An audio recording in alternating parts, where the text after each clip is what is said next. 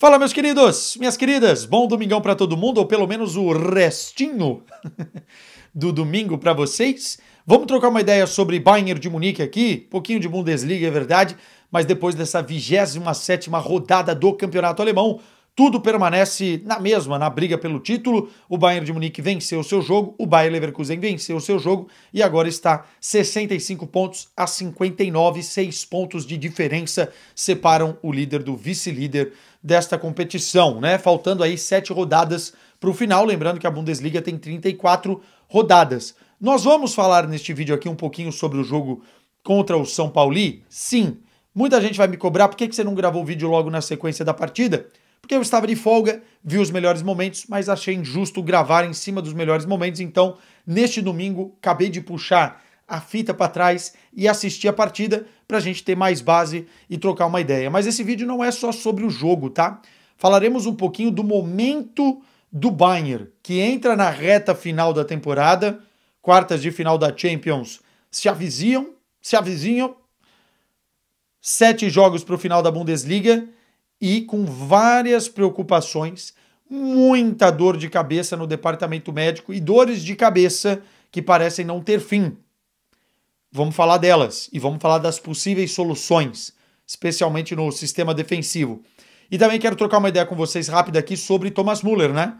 Porque sai uma informação muito forte na imprensa da Alemanha, e não só de um lado, vários jornalistas e alguns veículos importantes, dizendo que Thomas Müller, aos 35 anos, pode estar fazendo nessa temporada, sua última temporada com os bávaros, né?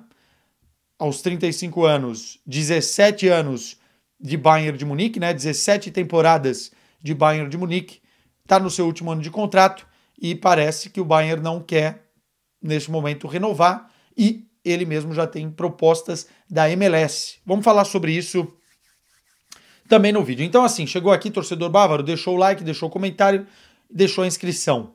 Não é torcedor bávaro? Fez a mesma coisa. Vamos lá. First things first. Falaremos então primeiro do jogo.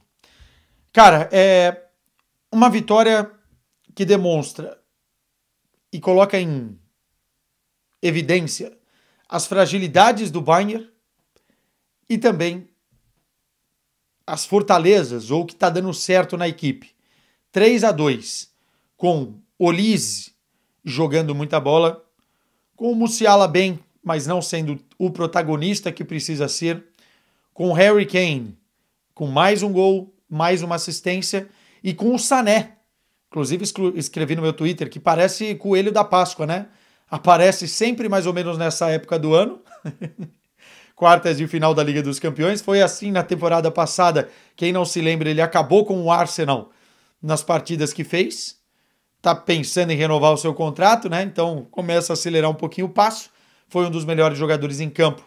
Fez 2 gols na vitória contra o São Paulo. Apareceu de novo e aparece bem no momento em que o time precisa dele, né? O Coman recuperando aí de lesão e, enfim, o Sané vem ganhando tais oportunidades. Que pena que não é um jogador constante, né? Porque qualidade o Sané sempre teve, nunca foi um jogador constante e me parece estar muito mais na porta de saída do que na permanência, até porque os caras que comandam hoje o Bayern de Munique já perceberam isso. Não adianta o cara aparecer em um momento, né? Um clique em um momento da temporada e depois sumir o restante, quando mais se precisa do cara. Mas enfim, quando eu digo que mostrou parte da sua fraqueza nesse jogo, é porque o time continua a tomar gols de uma forma até ingênua e besta. E o mais preocupante, contra um São Paulo que é o pior ataque da Bundesliga. Antes desse jogo, o São Paulo em 26 rodadas tinha feito 20 gols. Agora fez 22 gols. Tomou 2 gols de uma equipe muito fraca ofensivamente dentro da Allianz Arena. E os 2 gols que o Bayern de Munique toma, que foram as 2 principais chances criadas pelo São Paulo, que basicamente não chutou mais no gol, além dessas 2 chances, os 2 gols que o Bayern de Munique toma são oriundos de falha. Primeiro, um cruzamento da direita, né? Ou seja, da parte esquerda defensiva, que ninguém corta a bola e o Dyer vai mal na abordagem do lance e o jogador aparece livre para fazer. E depois, uma bola que ninguém dá o bote no corredor central, o jogador caminha livre. É mal feita a abordagem no lance também, acho que foi pelo Eric Dyer. E chute de fora da área, o Urbig não consegue fazer a defesa. 2 gols do pior ataque da Bundesliga jogando na Allianz Arena. É preocupante. É preocupante pelo cenário e a gente já vai falar dele. Agora, ofensivamente, a gente tem um Harry Kane fazendo gol à torta e à direita. O primeiro gol é uma recuperação de bola do Musiala, bola no Olise, centra no meio e o Harry Kane faz um gol de centroavante. Harry Kane que agora tem 33 gols na temporada pelo Bayern de Munique, 22 gols na Bundesliga, é o artilheiro da competição e se contarmos a assistência que ele também dá numa jogada criada pelo próprio Olise para o gol do Sané, nós temos 45 participações em gol do Harry Kane pelo Bayern de Munique, né? São 33 gols, 12 assistências. O cara faz uma temporada, mais uma vez, de bola de ouro. Obviamente que a bola de ouro se decide em títulos, mas me parece que o Bayern de Munique está encaminhando pelo menos a Bundesliga nessa temporada e essa seca de títulos do Harry Kane muito provavelmente acaba. E o Olise fazendo um partidaço novamente, como eu falei. O Olise criou 6 grandes chances nessa partida, deu 2 assistências e, aliás, a temporada em números, né, 2 dígitos em gols e assistências, é para mim o segundo melhor jogador do Bayern na temporada. O Harry Kane é o primeiro, indiscutivelmente é o Olise o segundo e o Sané não, perdão, o Musiala nessa briga fica um passo atrás. Como é que o Bayern de Munique entrou escalado para esse jogo? Eu nem vou me aprofundar tanto, mas só para a gente entender com as lesões, né? Com o Rafael Guerreiro, Eric Dyer, Kim Min-jae, e aí você vai ter o Laimer pela lateral direita. E aí, quando a gente vai falar das lesões, neste exato momento, é o que mais preocupa, porque o Bayern de Munique tem o Neuer, volta agora em abril, mas fora. O Davis, lesão com a seleção do Canadá, que o tirou da temporada, e a temporada do Davis era muito, muito boa. As partidas do Davis contra o Bayer Leverkusen foram muito, muito boas. O Upamecano, muito provavelmente também fora da temporada. Se voltar, vai voltar lá no finalzinho para a final da Liga dos Campeões. Ou seja, perde quartas de final, eventualmente se passar, perde semifinal. E aí, no jogo, o Ito sofre uma fratura no metatarso e também está fora, provavelmente, da temporada como um todo. E o Ito era o substituto mais defensivo na lateral esquerda, ou até mesmo na quarta zaga pelo lado esquerdo do Upamecano. Portanto, o Bayern de Munique tem nesse momento Neuer, Davis, Upamecano e Ito. Esses últimos 3 fora da temporada. É preocupante. É preocupante. E aí, quando a gente falava de favoritismo contra a Inter de Milão, eu até cheguei a mencionar aqui 55 para o Bayern, 45 para a Inter Milão. Da Inter de Milão eu já falei 51-49, mas nesse momento, por conta dessas lesões, eu acho que a Inter de Milão, no duelo como um todo, nos 2 jogos, passa a ter o favoritismo. Pô, Quesada, você acha então que o Bayern vai naufragar? Eu acho que o Bayern vai competir, mas não dá para ignorar o tamanho do buraco. O Upamecano era o melhor zagueiro do Bayern na temporada, vinha em evolução, fez 2 grandes partidas contra o Bayer Leverkusen e tá fora. O Davis, como eu falei, impecável na temporada, quando teve a oportunidade de jogar, tá fora. O reserva tá fora. O Urbig é um goleiro muito jovem, já cometeu falhas recentes, inclusive na Bundesliga contra o Bochum, e que pode cometer novamente. Não dá para execrar, não dá para condenar.